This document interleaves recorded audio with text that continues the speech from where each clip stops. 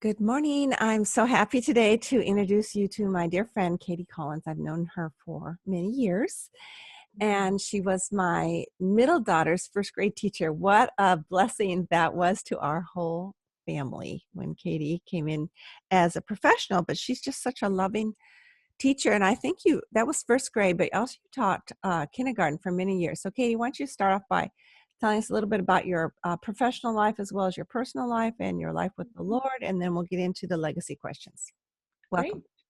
Oh, it's so good to be here, Sue. Thank you so much for inviting me once again to your table, even though we're doing it virtually. Yep. And yeah, I am a mother of four, three biological and one adopted. Mhm. I'm married to my wonderful husband for almost 40 years, and our life has been the Lord's. Mm. Um, Started off not truly walking, and yet by the grace of God, here we are. And He has just been paramount in my relationship with my husband and our children. And well, I can truly say that the Lord has navigated our steps intentionally, and we have only drawn closer to Him throughout the years. I was an educator, retired now. Yes, loved first grade, and then went to kindergarten for the next 18 years. And Wow. kinder was actually what first grade used to be. And Oh. just loved being able to teach those little ones how to read and just to participate in the world around them. And somewhat correlated with my spiritual life, actually. What do you mean? Uh, well, through the reading process, I taught kids how to look at a picture, and because every picture told a story, and Mm. by virtue of the picture, you could pick out details and think of like vocabulary that they might come onto. Like if there's a red ball in the picture, you might come across the words red or ball. Mm. And with that also came a keen intentional piece on my part to do the same in the world around me, to pick up clues on people and especially how God was working in my life. And rather than me writing the book or the story, I was more aware of how God was writing my story and how I was to be involved with it. And Can you so give an ever, example? Can you give an example? Because this is a beautiful metaphor, but it may not translate to everybody. well, every picture tells a story in writing and in reading for a little kinder kid turned into every person has a story Mm. in my life. Everyone has a story, and I wanted to become more a part of everyone's story rather than they in mine. So investing more intentionally into people, um, having more personal eye contact, becoming a better listener than just a teacher telling all the time. Mm. Um, and just being in the moments, rather than getting out my lesson plan and writing it all out and wanting everything to go my way. It was more His way. Mm. And so I use that analogy a lot. Everyone has a story, Yes. and being in the moments are so much more pivotal now that I have seen God's faithfulness through our lives, and the joy that it brings to be a part of someone's moments rather than it's all about me. I want to So go. I want to go back to your first paragraph that you said, where you said you weren't truly walking, but now you are. What was the pivotal moment in making that change? Walking with the Lord is what I mean. oh gosh, well, you were a part of that moment when Bethany was in first grade. God had just brought so many things together for me. Uh, the presence of beautiful Christian women, and at school and in our kids' youth and sports activities, and also that our children were not receiving the support spiritually that I was hearing others were, and because of the church that we were attending. And although we were very pivotal in that church and the education of the youth at that time, the Bible had never been a part of our lives. Hmm. And And you saw we that were is at, the main difference, yeah, what you were receiving in your children as well. Wow. what we were asked to teach the Bible. And for the very first time, I began to teach it. And the Lord just stirred in me this longing, this hunger. And so, yeah, that was the piece. It was the Bible. It was the Word of God that became so real and so precious to me. Okay. Thank you for sharing that. Absolutely. You bet. And that's when I got to know you better too, because you moved over to my church, so I got to see you more often. Yes. And that was great. What legacy do you want to pass down to those you know and love? I could probably tell everybody what your legacy is because you're so wonderful, but I want you to hear what you said. No, well, I think it kind of ties to what I was just talking about, that I am known. I think about what a legacy is. It's where you went, what you did, the things you accomplished, your failures, your Successes.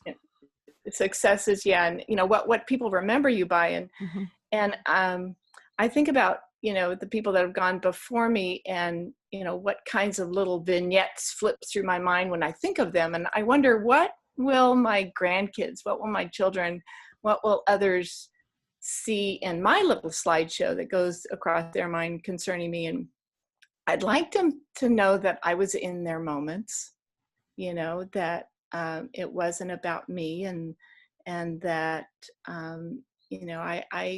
I gave intentional time, and listened to them, and purposed whatever moment that they were in, I was a part of.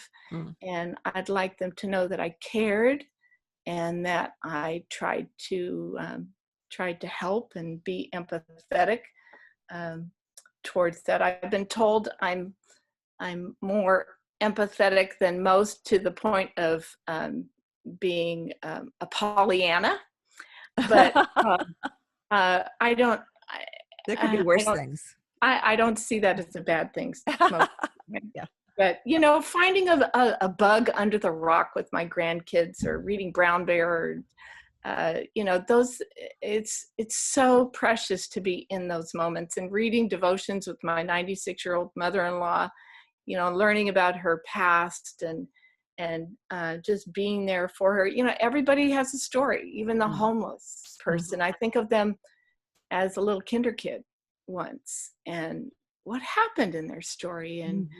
And I've learned to not think about people and how they act, or what they look like, or what they're saying, but to remember that they have a story, and their story's not over yet, and to pray more than think about them.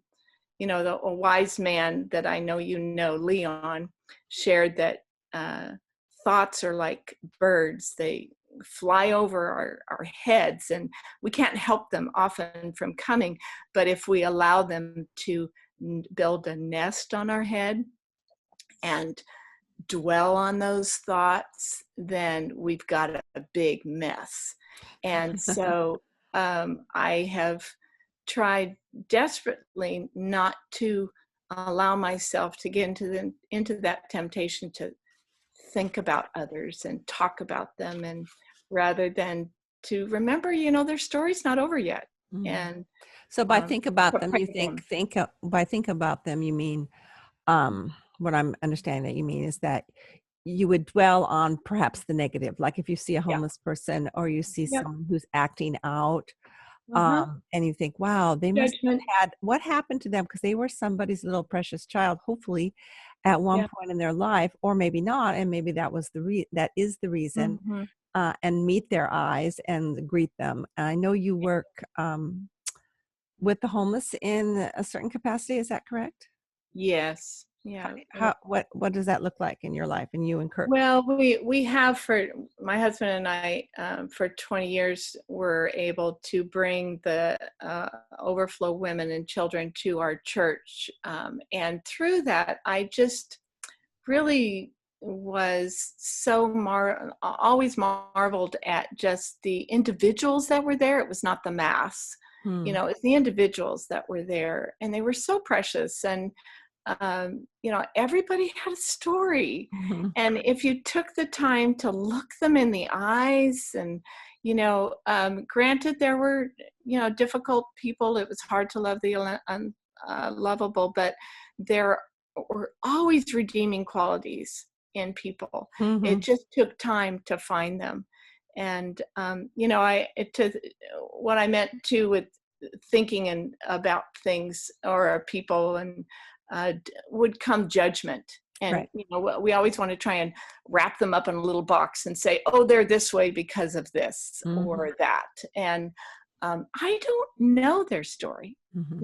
and God does. I'm involved with pro-life as well, and standing outside of Planned Parenthood and praying. I don't judge. I'm just wondering, I think where these girls were 10 years ago, they were bouncing a basketball in a recess Yes. court. And Hmm. where are they going to be in 10 years from now? Hmm. Will they be a mom? Will they be a high-powered professional person? And yet knowing that, when I was their age, I am not who I was back then, Hmm. and their story's not over again Yeah. Yeah. or over yet. And Mhm. so, when was the last time somebody prayed for them? Right. Their parents have sent them off to this college town to go to school, and yet, do they know everything that they are doing? I don't know. Is anyone praying for them? So it's my opportunity to invite Jesus into my thoughts. To Jesus, I pray for their story, and that they come to know him personally, as I know people did for me back Hmm. then as Hmm. well. So, Um, what changes did you personally have to make, or obstacles did you need to overcome to make this really a legacy of being present, a legacy of um, suspending judgment? I think that's something we all, even though we may not consider ourselves very judgmental, mhm. I don't think I'm that judgmental until I am, and and then you feel self-righteous or defensive about it until God shows you who you really are, or Amen. shows me my sin, and then I go, oh yeah. So going back to the question, what changes did you have to make, or obstacles, or both, did you have to overcome Yeah. to become? Because I think you're still becoming, like we all are. Oh, absolutely. Mhm. Totally a work in progress. That is for sure. No, I think that intentional piece, going back to with the kinder kids, having them look for details in pictures. I try and find details in my life, what I can do, and not wasting time. Like, two places that I have learned to pray heartily is the checkout line. Oh, Especially on a Friday or Saturday night in a college town, when the youth are buying up all sorts of things that could wreak havoc in their life. yes. I could sit there and judge, but I don't. I pray for them. Hmm. And I pray even when I'm not in that situation with the people around me. In the checkout line, it's a great place to pray for the people around you. And Hmm. instead of looking at the front cover of People magazine or Inquirer or whatever, um, another great place to pray is pumping gas. I mean, it could be wasted time, Hmm. but it's not, and I seek them out. Praying continuously is finding moments to invite Jesus into, rather than just go to him when it's on my time. Hmm. Uh, I remember one day you were talking to me, and you were talking about bringing Jesus, doing just that, bringing Jesus into your life and to sharing with others. And I remember you saying, "Yeah, I just went to my neighbor and asked if I could borrow some ketchup, and just threw in the Lord," and that's I don't remember that. oh, I will always remember that. I don't look at a bottle of ketchup without relating that to you. It's just bringing Jesus to the everyday, to the moments. And I definitely need to give up the steering wheel in my life and allow him to do that, to keep my mouth shut and allow other people to speak, to allow God to speak, to be still. That has become my verse for life, is to be still and know that he is God. And that What brings great peace. it does bring great peace when I ever sit still long enough to hear him. Yeah. Can you share, I'm not sure if you can, it's not part of the question, but can you share a recent statement that God shared with you um, in a time of stillness, just to encourage people to be still? Mm. Oh, our grandson was born prematurely at 28 weeks. Wow. And to see his whole arm go through my son-in-law's ring is just a picture of total trust. And I had to just bow down to his sovereignty through all of that. And I look at our little guy now, who's almost 18 months old, and he's just a miracle of life. But the gut-wrenching trust that it took to go through that was just incredible. And then just not long ago, I had to do a lot of the same, dealing with my own heart and purpose in trying to help a friend in donating a kidney to her. We just had so many setbacks, and she was so desperate, physically, emotionally, and spiritually. And once again, I just had to lay it all down to the Lord and give it all to him. And it was only through that, just really those deep times where I just clung to his hand, that I was able to be at greater peace than I've ever known. And was it gut wrenching because you were afraid, or was it gut wrenching because you were afraid you couldn't help her? both. Gut wrenching because I wanted so much for this to have a happy ending, and I wasn't sure that was the ending he wanted. Right. We're not in control, are we? No, but to actually live all of those Bible verses with capital letters rather than just reading them on text, to actually feel the word faith, to taste the word trust. Those were paramount times. I don't long for the experience or all of the things that were happening at my time during that, but I do long for the personal relationship that I had with him. Right. I never long for the grief, but while I'm in the Yeah. grief, I want to okay, take advantage of this, Lord, because I don't Yeah. want to come back to it anytime soon. Yeah. Well, I want to make it clear for the audience, people who are listening, that you were a blood match with a neighbor who needed a new kidney, so you volunteered. How did you find out you were? Was she asking for blood matches, or these? I don't even know what they're called, kidney matches? I had known this gal, we've known each other for 40 years, but hadn't connected with her in a long time. And I heard through the grapevine that she had already gone through 2 donors and didn't turn out. And so, it wasn't something I jumped on. It was just on my ticker tape that God kept playing over and over and over again on my mind. And I finally just said, hey, how's it going? I hear that you blah, blah, blah. And, God just totally orchestrated the next steps. And within a month, I knew that I was a match. And Wow. yet we had tons of setbacks. Oh.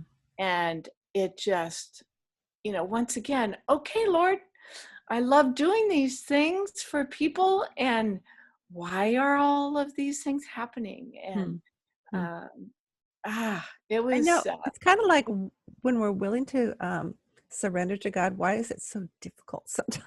uh-huh, yeah.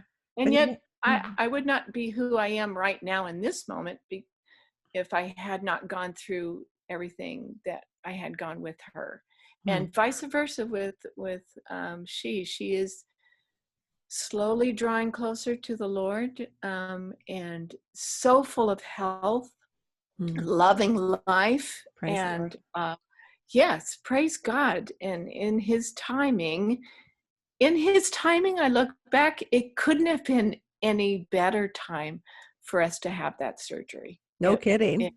Yeah, truly. I Yeah. mean, it was just remarkable. Hmm. So, Wow.